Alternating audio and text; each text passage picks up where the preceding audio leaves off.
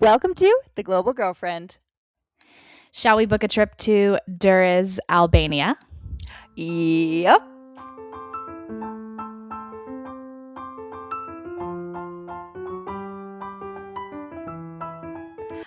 Alrighty, everyone. Welcome back to The Global Girlfriend. My name's Morgan. And my name's Brianna. And we're your host of the Global Girlfriend podcast. We're a podcast that's all about traveling, living abroad, and all the good, the bad, the real, and the amazing things that go into that. And today, our topic is imagine you only have 5 days somewhere. So we're going to pick 4 locations that I would say Brianna and I are low-key experts in. Either we've lived there or we've traveled extensively there.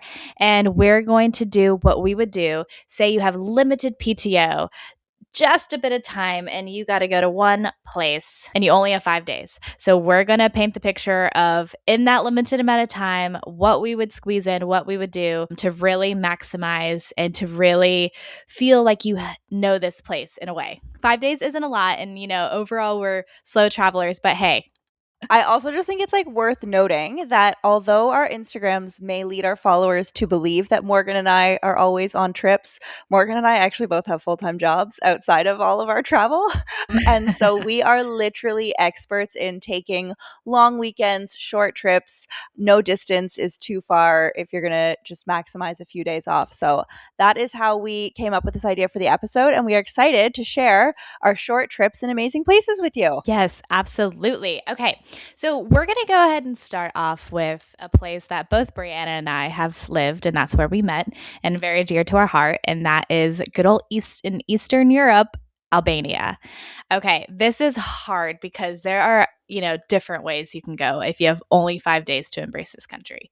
And I struggled because it depends what vibe you want. Like, do you want a beach trip? Do you want a mountain trip? And that is going to, depending on what you want, will completely change it. But if I had to pick my favorite things in Albania, this is what I would do in 5 days for you to really feel the place. So obviously you're going to be flying into the capital, Tirana. So definitely either at the front end or the back end, I think it's a good idea to embrace the capital. It's quirky, it's cute. There's some fun restaurants and bars that I really love in the capital. And so I would recommend some particular, we'll share them in our guide, but some particular restaurants and bars. One of the best neighborhoods to kind of go to these bars is Blloku. And I would recommend that because you'll get some great cocktails, great traditional Albanian food. I didn't live in the capital. I lived in Durrës, but Brianna lived in the capital. So she as well knows the ins and outs of places to eat in Tirana. Incredible vibes. Such good food, such good drinks. You're going to love it. Yes, very quirky. I feel like quirky is a good word to for sure, to describe the city. Okay. So obviously you're going to tag a little bit of Tirana on. If it were me, you're renting a car. You can take a bus, which is quite the experience, and it's very inexpensive. If it were me, I would say scratch that idea and rent a car if you can, and just go ahead and hit the open road. I would head north. I don't know if that's a crazy choice, but I would head north. There's a beautiful farm to table restaurant that I love in Albania. And I would stop there either on the way up or the way back and have a stunning dinner experience. I would for sure. And I would head north. There's a town, Shkodër, in the north of Albania. It's probably like the main big city in the north. You're going to go through it, so you can always stop there as well. Spend the night if you want.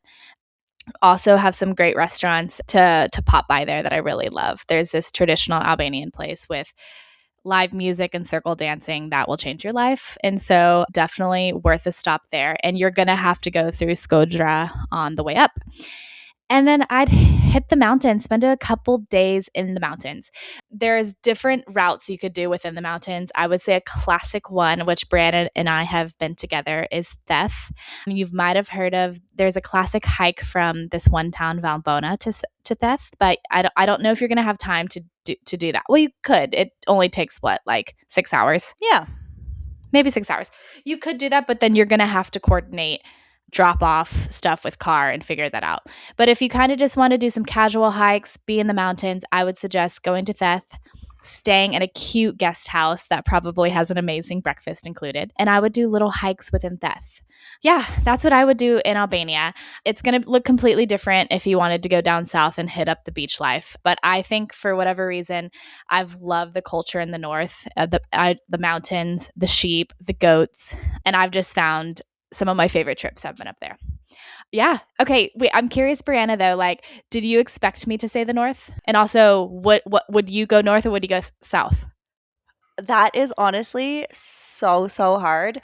I would also go to the north. And I thought you were going to say the north mostly just because Morgan and I have traveled to the north quite a bit together and we absolutely love it. Some of our favorite memories are there.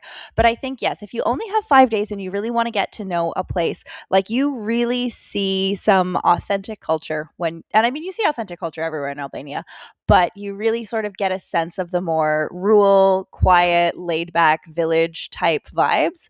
If you go to the north, the mountains are incredibly stunning. The food so Stunning. good. Like every guest house will make homemade bread for you. It's going to be absolutely And delicious. butter. And butter, the grilled meats, like drinking a nice warm coffee or something, or they have a mountain tea Oh, there. Like it's just, you're really going to get the sort of authentic Albanian village experience.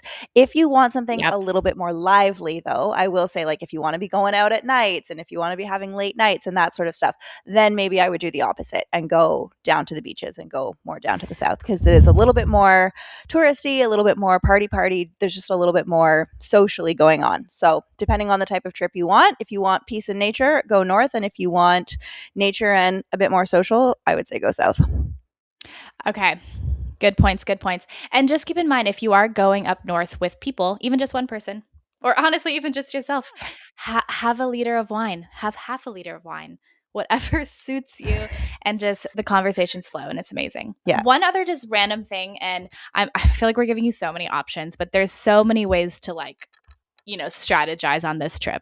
And if you want to do the north and you're like, oh, but I really just want to see a little bit of like the ocean, the sea, Mm-hmm. Durrës is only 25-30 minutes from Tirana. It isn't the stunning turquoise blue waters as you see in the south because it's a little bit more of a port vibe city, but you still get that vibe of the ocean and the seafood pasta. And so you could always pop over to Durrës just to at least see the sea and have that kind of feel. That's a great tip. I really love that. Okay. So we could go on forever about Albania, but a couple of things just to kind of wrap up the Albania part. A couple things to keep in mind. Albania is one of the most inexpensive countries that we've lived in and also just to travel in. So just keep in mind when you get to Tirana, get to Albania, you're going to find some great prices on accommodation, on dinners out, on cocktails, on coffees, and all the things. One thing to keep in mind, obviously at restaurants, there's a lot of set prices. You can see the price, I'm ordering this and it's this price. Sometimes it isn't particular. Like I've had, cocktails where it didn't have a specific price on it, or like make sure that you solidify the price. Like you see, this is how much it is. Obviously, if you're taking a taxi as well, those kind of Mm-hmm. things you want to make sure because sometimes it could turn into quite the ordeal about the price after the fact. So keep that in mind. My other just Albania tip is that, and Morgan and I love Albania, and I will never say a bad thing about Albania. It is one of our favorite places that we have ever been. We absolutely love Albania. But I will say that sometimes when tourists go to Albania, if they have a bad time or if they leave negative reviews, I think it is because social media has tricked them. So social media will often, post videos of the South and they'll post videos of the beaches and the waters, and they'll be like, this isn't Thailand, this isn't Greece, this isn't Italy, this is Albania. And yes, Albania does have beautiful beaches, incredible nature, but Albania is also not in the European Union for a reason. They are still growing, they are still developing. It is a goats on the highway kind of country. And so if you go to Albania expecting the infrastructure of places like Greece and Italy, you are not going to find that.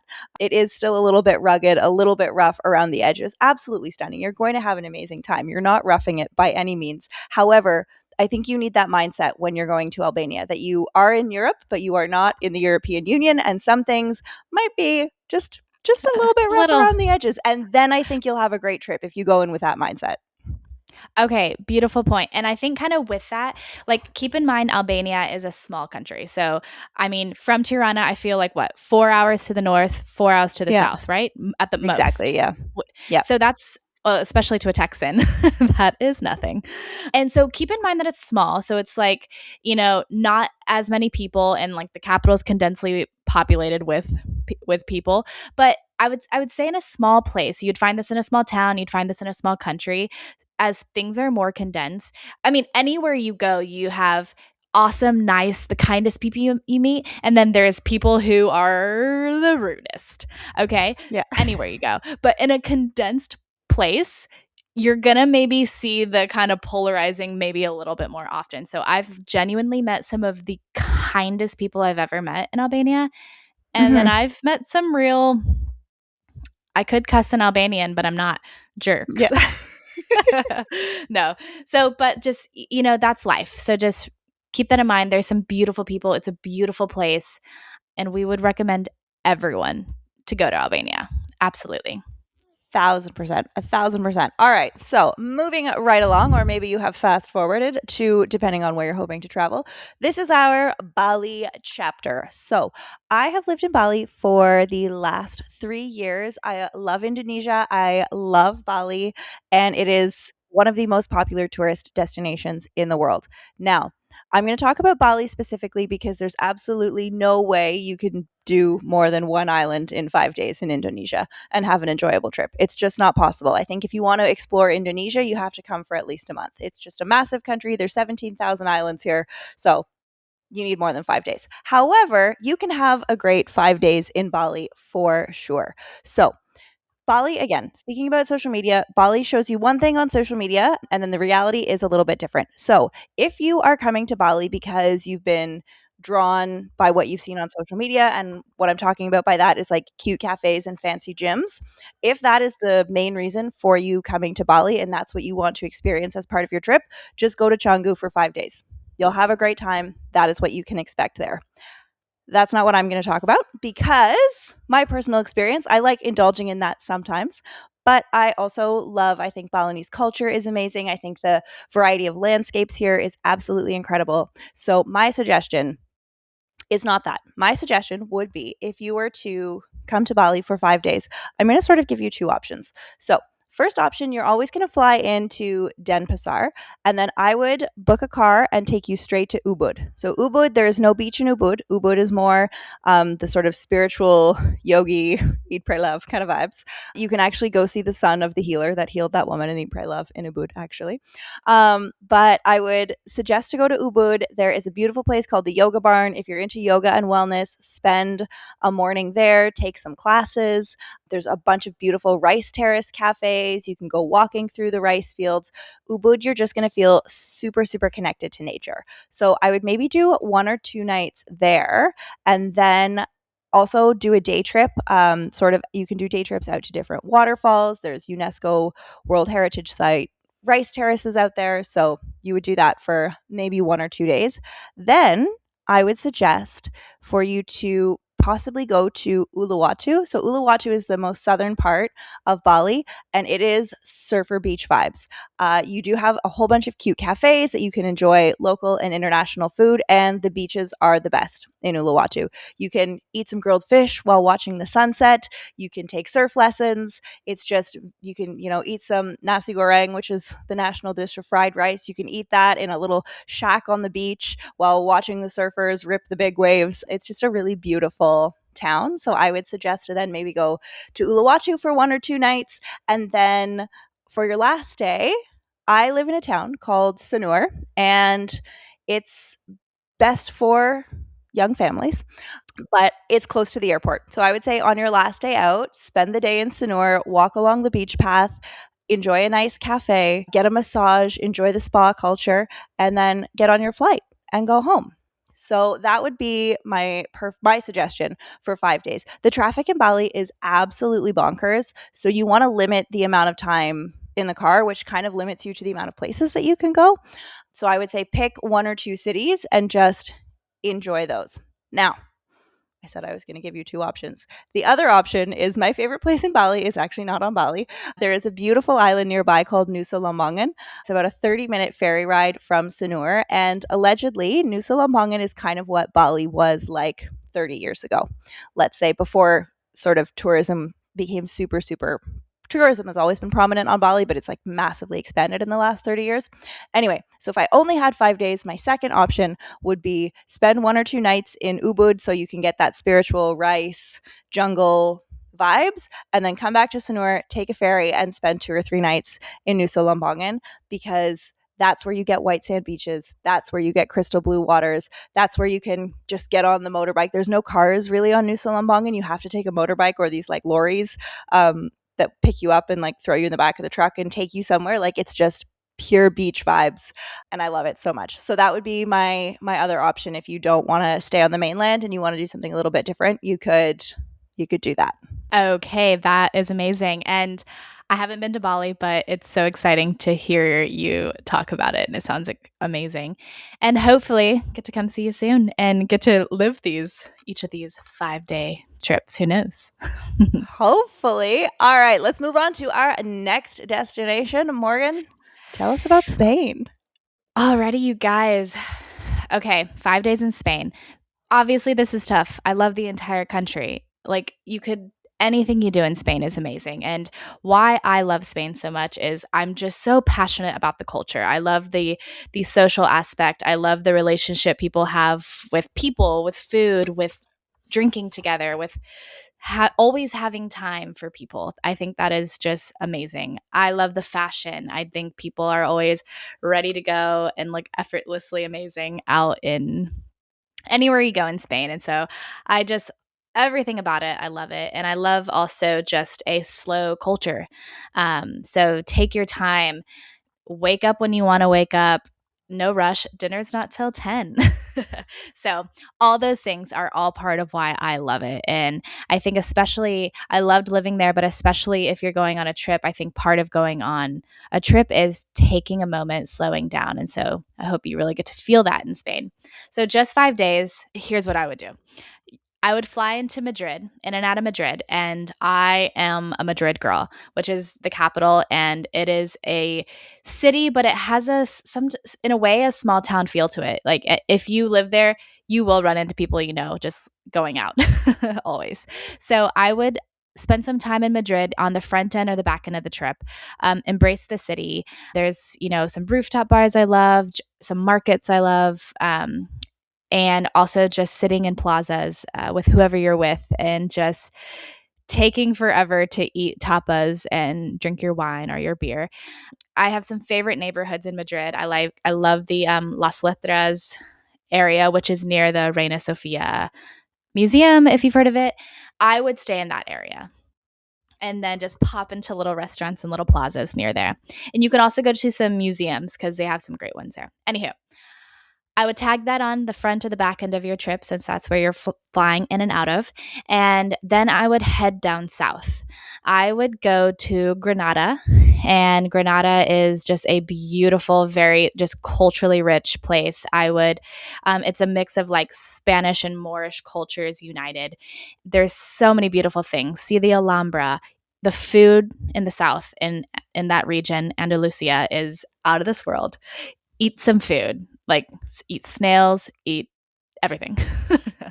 And you'll hear a lot of flamenco guitar just out at places in the streets. So just soak that up. And I would also go to a flamenco show. That's where some of the most authentic flamenco is. So go see some flamenco. So I would spend a couple nights in Granada.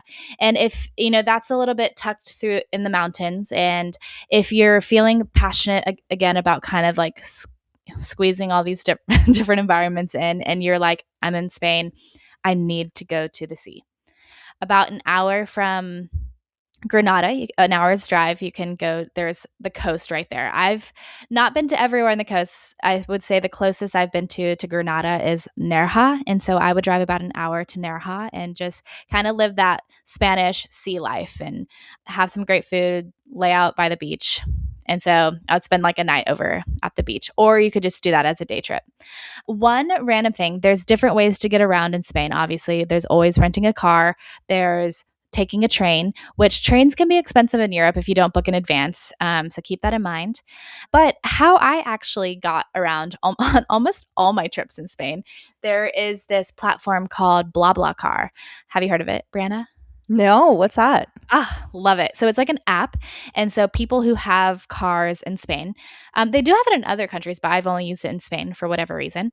And they put their trips in this app. So it could just be like, Maria is going from Madrid to Granada on this day at this time. And so if you search when you want to go, like I want to go from Madrid to Granada on, the 17th of whatever, you look, and I'm kidding you not, on all these different dates, there's so many local people, mostly it's local people, who put in the time that they're going, and it's pretty cheap. I've paid 10, 15, 20, 25 euros to do like a 4-hour car ride.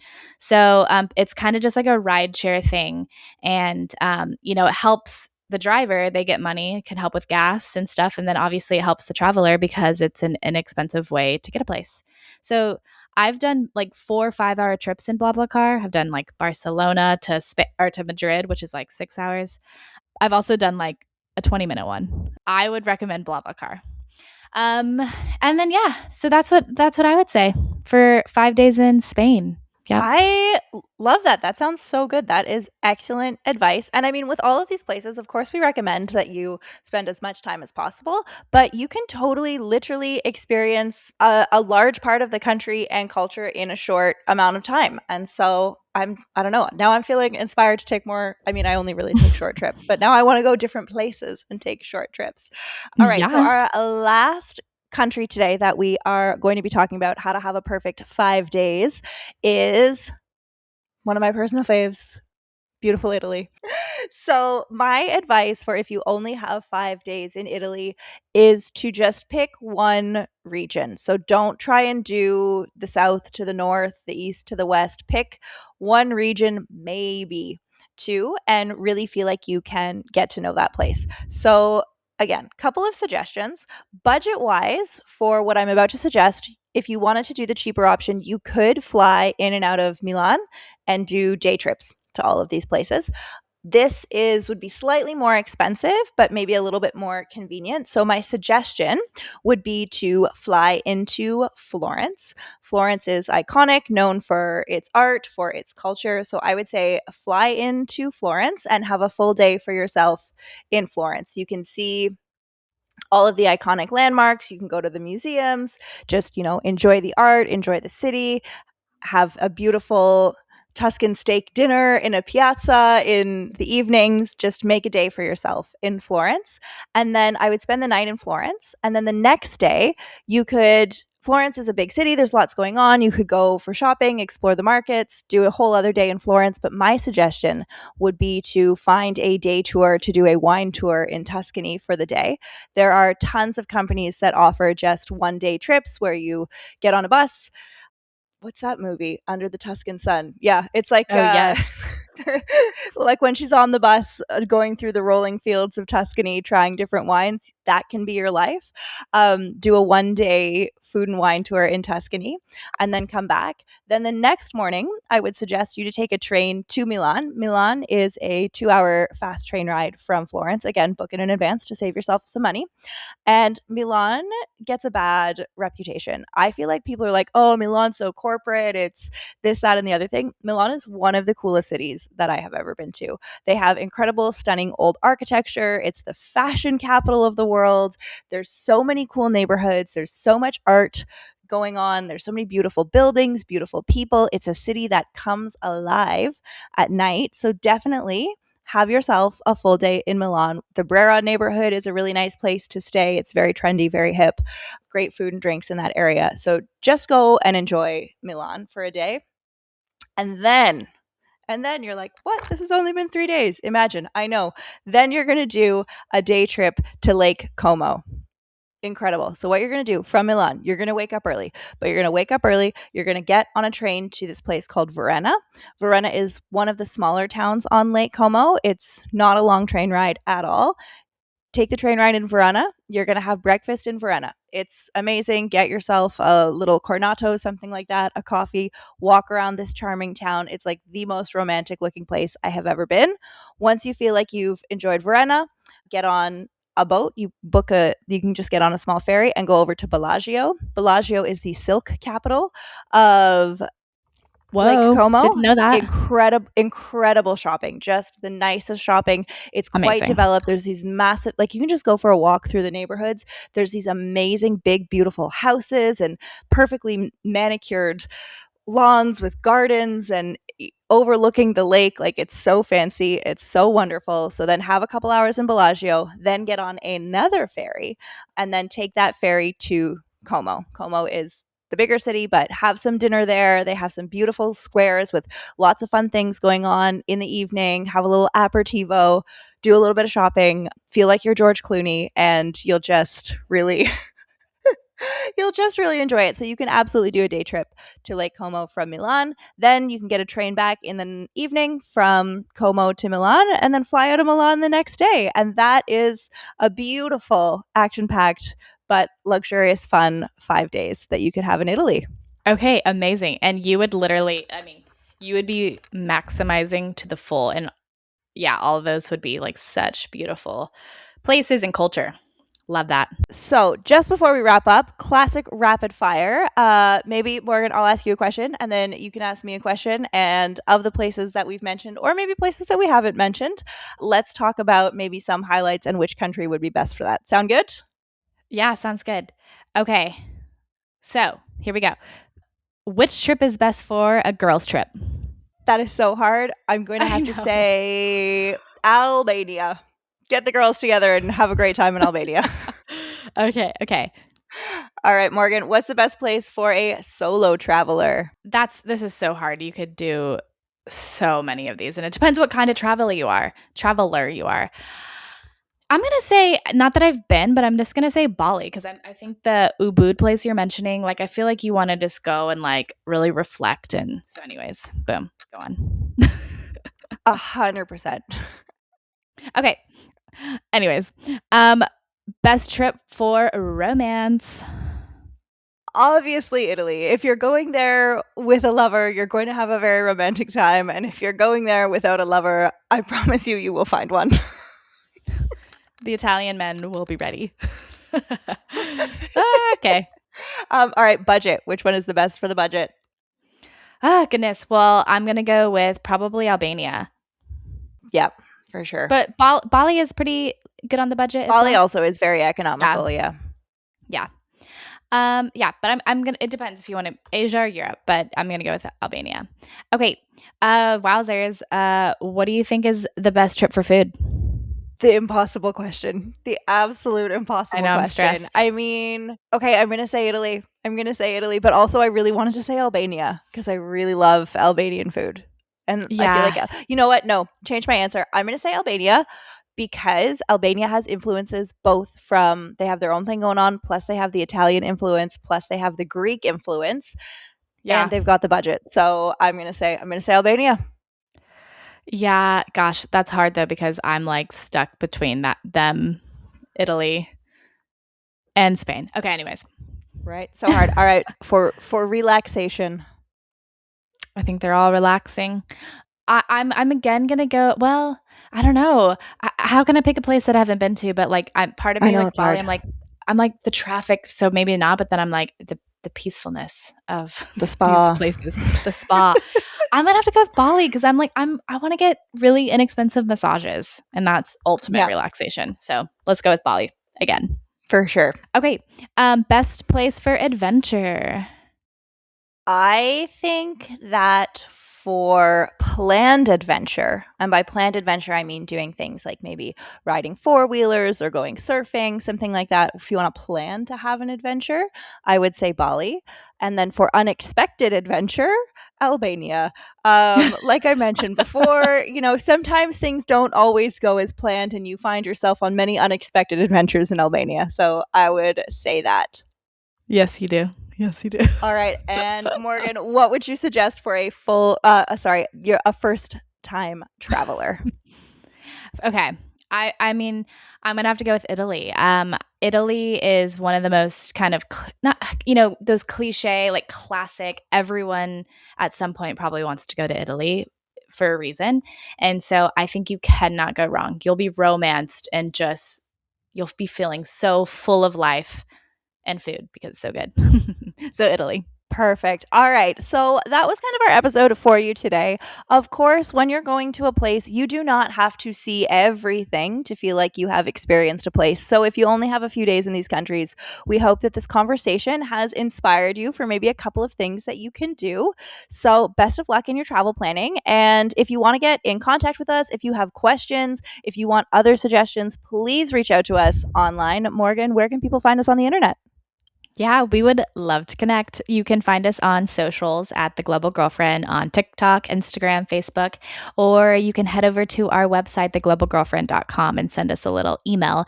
And yeah, we'd love to chat. Amazing. Feel free to like, subscribe, send this to a global girlfriend. It helps us grow. We love you so much, and we'll see you next week. Bye. Yep. Bye. See ya.